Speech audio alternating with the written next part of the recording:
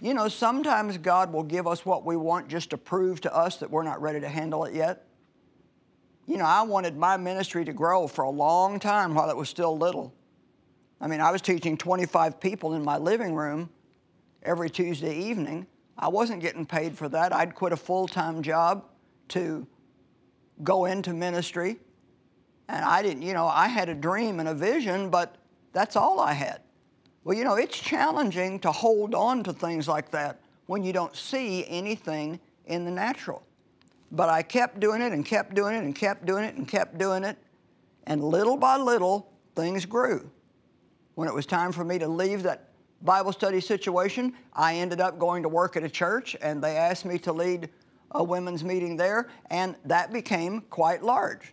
Well, then God asked me to leave there and go north, south, east, and west. And so it comes in stages and degrees, but nobody is going to just have a dream from God about doing something with their life and the next morning fall out of bed and be doing it. God shows us the end from the beginning sometimes, and we don't realize that we still have to go through the middle. Think about that. There's a beginning of everything, and there's an end, but there's a middle. Let's just say you need to lose 50 pounds. Well, it's not really that hard to begin. Anybody can go on a diet Sunday night after dinner. But what happens when about Tuesday at noon comes and you're extremely hungry?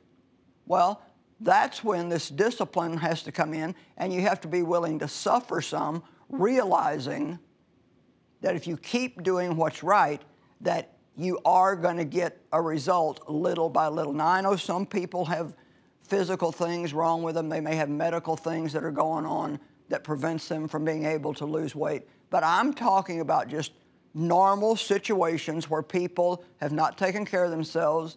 You can apply the same thing financially. How many people are head over heels in debt and they're crying out to God for a financial miracle?